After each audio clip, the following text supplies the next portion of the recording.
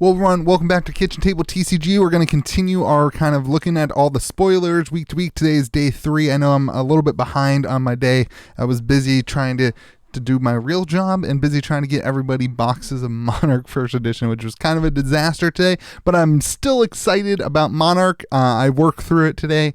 I'm back at it, looking at the spoilers. I was looking at all these last night, and honestly, the spoiler, it seems like the middle of the week is just not as exciting. We saw kind of the big hero. I hope this is how they're going to do it throughout the whole thing.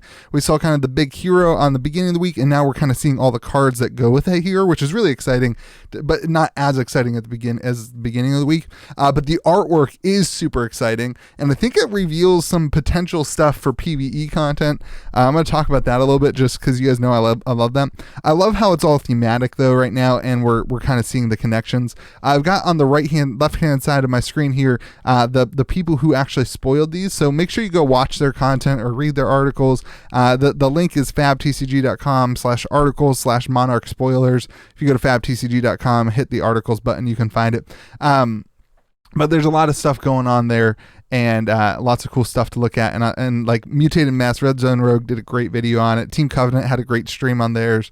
Red Rat Games, there's a lot. Session Blood had a great podcast. Make sure you're going and watching everybody's content. The community has done a great job of creating content. The content creators are doing a great job. So make sure you go watch their stuff. And then just a reminder, I am sharing my spoiler on Saturday at 9 p.m. Eastern Standard Time. So, all right, let's dive into Soul Harvest. This is from Catfootprint San. I don't know how to say that. This is a Soul Harvest. Look at the artwork. Like, dude, what is happening in this game? That's got to be a Shadow Brute, right? Like, completely just... Look, she's just like killing him. She's just like killing her in this one. This is a legendary Levia specialization, so of course this can only be used with a new hero. As an additional cost to play Soul Harvest, banish 6 cards from your graveyard, which is exactly what Levia wants to be doing. It gains +1 for each card with Blood Debt banished this way. All right, so first things first, banishing 6 cards from your graveyard, that's a huge expense, and it's going to be interesting to see how late in the game you have to do. Like, what if you get this card early in the game? The best thing you can do is to pitch it. So, I think this might be used as a blue card potentially.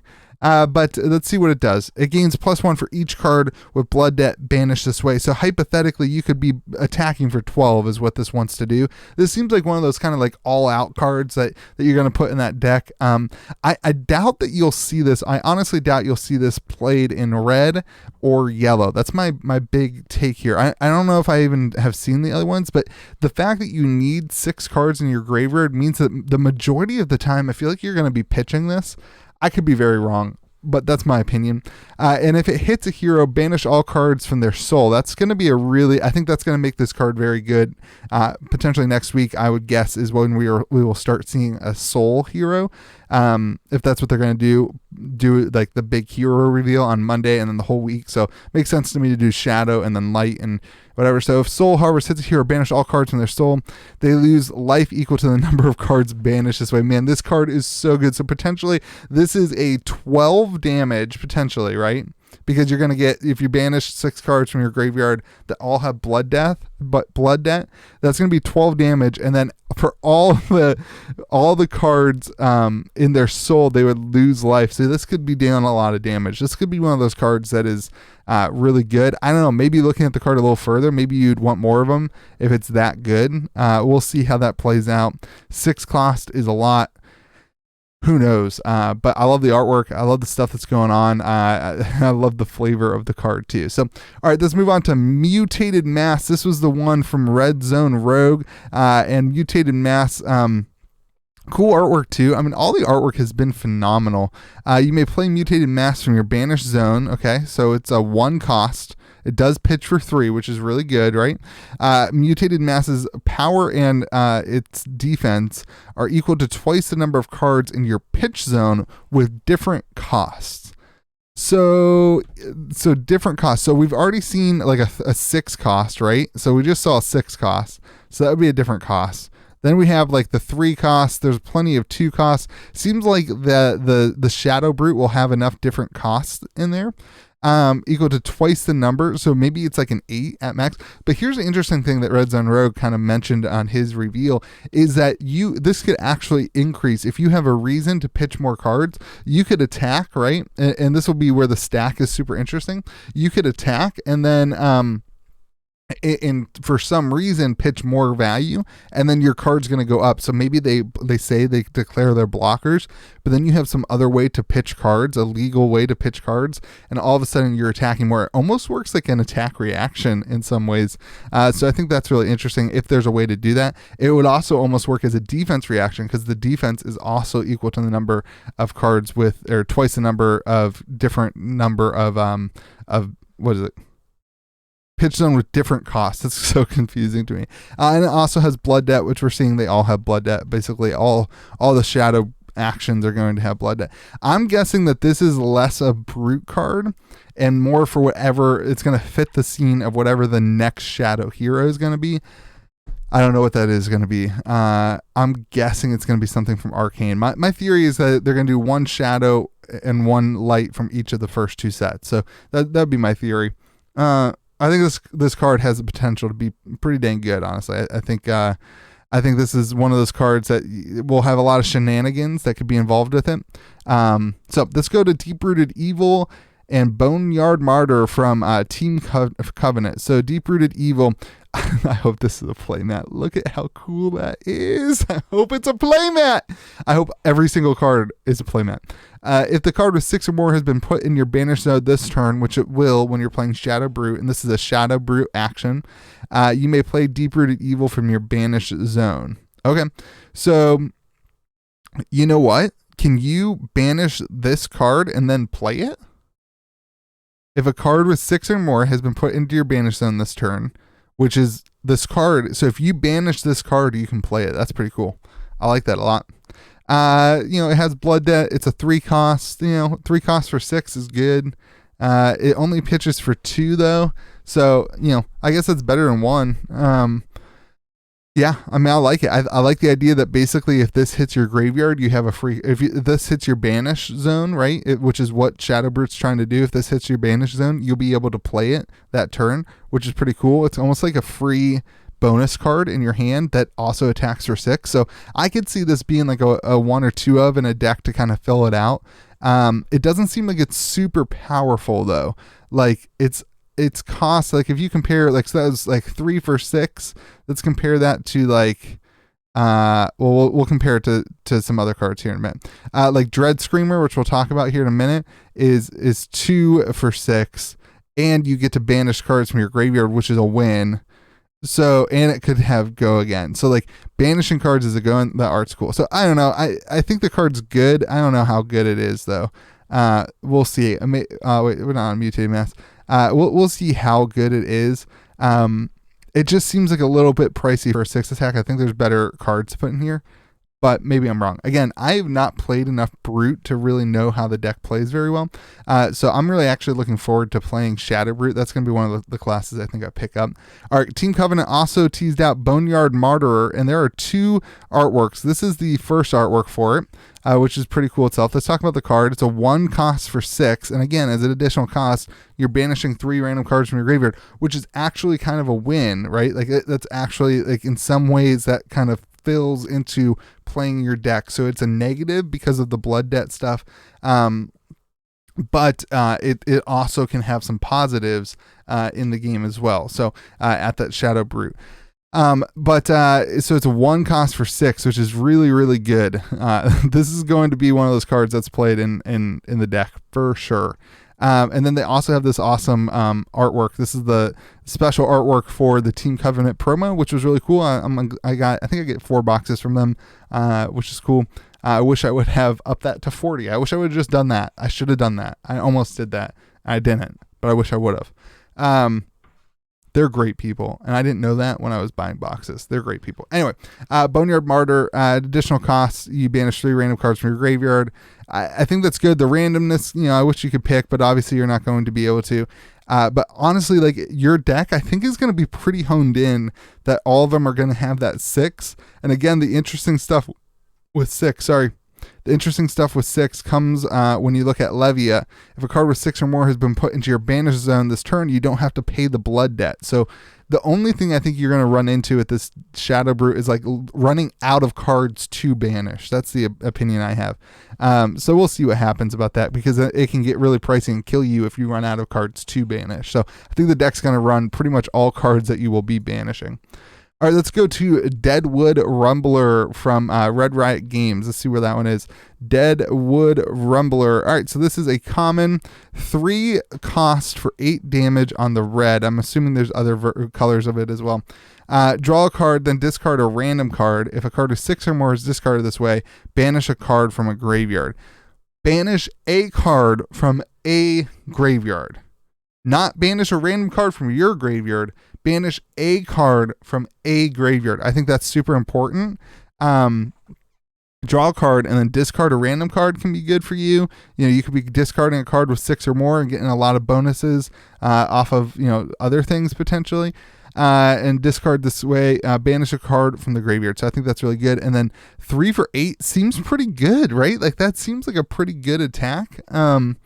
I think these cards are, I think this Shadow Brute's going to really push the meta to be like, I think this is going to be an aggro deck that's going to just not care about their life total, not care about anything, and just bum rush in. The artwork's cool. It's not as good as some of the other artworks though, right? Like this one, like I'm not a huge fan of the artwork that like has a hero or like I like the artwork that's like a scene, like that's kind of cool, something that's happening. You know, we'll talk about Dread Screamer, that artwork's pretty cool. But like a scene, yeah, I like that artwork that's like this is something happening, like this makes you feel like you're there playing, right? Or like, you know, this is, so I like those. I don't love the ones that are like endless mall. Like I wouldn't want this as a playmat. Actually I would want that one as a playmat. That one's pretty cool. Anyway, back to the spoilers and not just me talking about, let's talk about Dread Screamer. This is a 2 cost for 6. As an additional cost, you banish 3 cards from your graveyard. Again, that's not a bad thing. Like that seems like a negative, but unless you don't have the cards to do it, you actually want to be banishing cards from your graveyard, at least from what we know about Shadow Brute right now. If a card with 6 or more is banished this way, which it will, Dread Screamer gains Go Again. So a 2 cost with Go Again, sorry, a 6 damage with Go Again for 2. That's pretty dang good. Like, I don't know, guys. Like, this deck seems like it's going to be really good. It also seems like it's going to be kind of easy, which is why I like it. Like, that's what I like. I just want, like, this seems like the deck for me. Like, this seems like the deck that you give Louis to play and to have a good time, and maybe you win or maybe you blood debt yourself to death. This seems like the deck for me. I'm really excited about it. And then you get to look at the cool artwork, which this guy is getting my Discord channel was like, is this the new Life for Life? Look, this guy's just ripping his head off. Like, it's crazy. I know a lot of people are upset about the artwork. Not a lot of people. There were some people who are upset about the artwork. I can get that. The artwork's getting it is a little bit crazy. I respect people who might be frustrated by that. I think it's cool though. I think you can separate, you know, it's adult themes. It's nothing that's like, I don't know.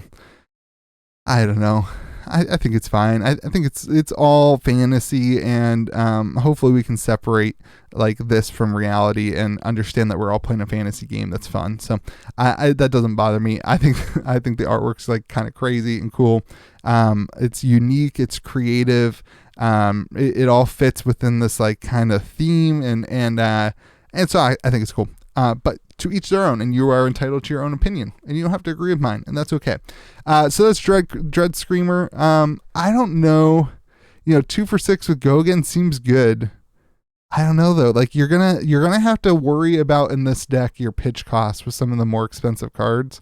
Like Soul Harvest costs 6. You know what I mean? Like, so I don't know. This deck will be interesting to see how to line up your pitch costs, and I don't know that you will be able to run. I don't know. We'll see. I'm not good enough. We'll see what other people come up with, what I can come up with. This will probably be the first deck that I play, honestly, but that could change next week as we get more reveals. All right, let's go on to Terror from Limb to Limb. This was from Session Bloods, their podcast. I love those guys. Session Blood, I don't know if you guys watch my channel. I would love to have a conversation with y'all. You guys, I think they were having so much fun spoiling the card. It was so much fun to listen to them. They just like got so distracted, and it was just fun. It was like my kind of video or my kind of podcast. Tear limb from limb. I love the artwork. The guy's just sitting on all these heads and animals and whatever, just eating an arm off of some jaguar or something. I love it. Draw a card, and then this is a 2 cost. Draw a card, and then it's a brute action. Sorry. Draw a card, and then discard a random card. If a card with 6 or more power is discarded this way, which it will be, then the next brute attack action card you play gains plus X, where X is its base power. So if you discard a card with base power of 8, then your attack gets plus 8. That's pretty dang good. So a pretty basic card here. I mean, I think this is a card that can fit in and find a place in all brute decks, honestly. Pitches for 3, which I was just saying, like, that's going to be super important, especially in the Shadow Brute deck, where everything kind of costs it's pretty high. So the ability to use this card to pitch, but also if you end up with enough to play, seems pretty dang good to me. And so, giving it probably, this is really a 2 cost to give your next attack plus 6 almost all the time. As long as you are building your deck correctly. There is a little bit of luck maybe, but I'm guessing that you're going to have mostly 6 cost stuff in there. So I think it's pretty good. I'm really excited for this deck. I'm gonna keep saying that. And then the last card was spoiled in the Wall Street Discord channel. This was Surging Militia. I love the artwork. It reminds me of Swords to Plowshares from Magic the Gathering. Somebody else said that too, but it gets +1 for each non-equipment card defending it. So 5 attack for 2. I'm guessing there's different colors of this. Honestly, it's a common. This is going to be a card that I think is pretty good in draft and in sealed. I think that we'll see this kind of more played. I doubt that we'll see it played outside of those environments in the kind of the more constructed formats or blitz. So, but I mean, I think in sealed this card's really good. I mean, I think it fits really well. In sealed, you don't have a ton of, you don't often have like I feel like maybe I play bad, but when I play sealed with my buddies, I feel like I'm blocking with a lot of cards often just because like your deck's not as honed in. So I think this card's really meant for sealed. So yeah, anyway, spoiler season's going great. I can't wait to see what comes out tonight. The only other thing I wanted to mention is there's another article that is, let me pull it up here for you. There's another article that is being spoiled or being, kind of teased, and that is this thing called Harbinger of the Abyss, and I just want to say that this comes out the 15th, so this will probably come out tonight. Honestly, I'll probably miss this today and have to do a video on it tomorrow, I guess. But so here's the thing. I think that a lot of the artwork in the set so far has really honed in. Let me show you a card that we missed on yesterday's spoiler, actually. This is Spew Shadow, okay? Sorry, I gotta pull it for you. This is Spew Shadow, and this is the one that really made me think of PvE. So choose an attack action card. Well, it doesn't really matter. This is what it is. But choose an attack action card. Your cost for 2 less than the banner shown. You may play it this turn. If it attacks a light hero, it gains +2.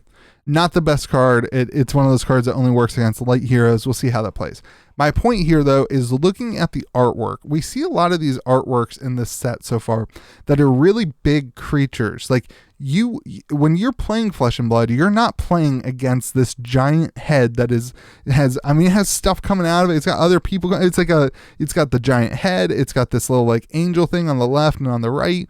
That's got little more minions on the ground. This looks to me like a PvE encounter. Like you and your friends are trying to take down this big giant monster or this big giant thing, and it's got other things that's distracting you from it. The artwork to me like screams PvE, and so I wanted to highlight that. I don't actually believe that we will be getting PvE, but I do think that Harbinger, I can't say. Everyone's like bashing me for my pronunciation. I'm sorry, guys. I'm not a good pronunciator. That's not what you're going to get on my channel.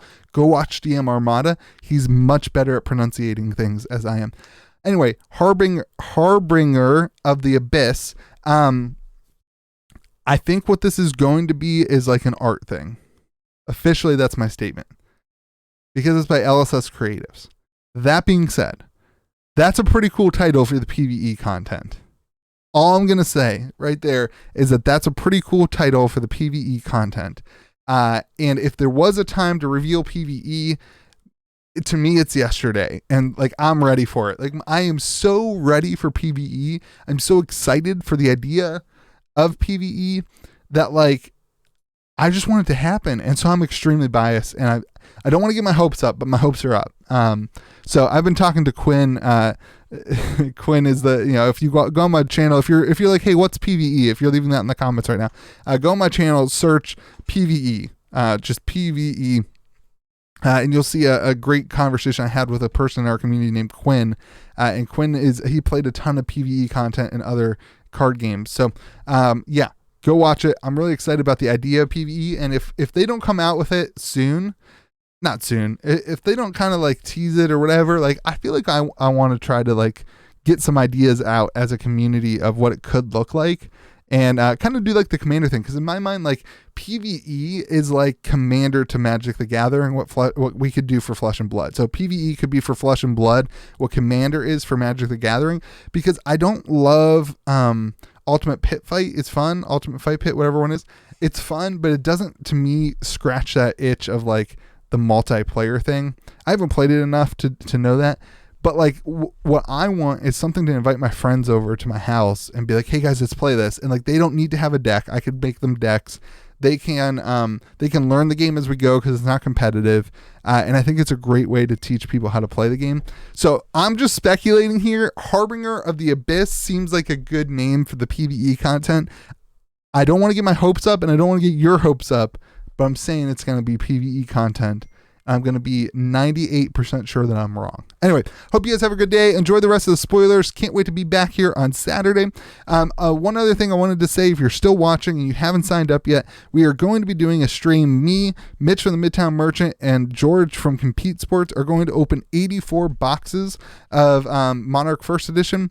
We're going to do a stream. It's going to be a charity stream. If you want to sign up, go to KitchenTableTCG.com. And you can sign up to donate X amount of dollars or X amount of pennies or 50 cents per legendary that we pull. If legendary pull is, 1 in 4 boxes, we're opening 84 boxes. I don't know the math on that. It's a lot. So do the math on that, and you can sign up to donate. All the money will go towards 50% will go towards benefiting Lou Gehrig's disease, ALS, which my grandpa, my papa, passed away from, and George's father passed away from. And then 50% of the money will go to benefit research for Alzheimer's, which my other grandfather passed away from, and which has affected Mitch's family in a pretty big way as well. So we're trying to do something beneficial while we do our stream. It'll be on release night, and we'll crack packs open. You can sign up to donate money. We'll reach out to you via PayPal, and we'll kind of do that all publicly as well. And it's just something near and dear to our heart. I've already had like 70 people apply. I think we're already up to like $300 per legendary that we pull, which is incredible. And so we'd love to see that grow. We'd love to be able to, as a community, come together for one of these causes. And so KitchenTableTCG.com. There's a little link there to sign up for that. Have a great day. Remember to be kind to the people around you and enjoy spoiler season. It's the best.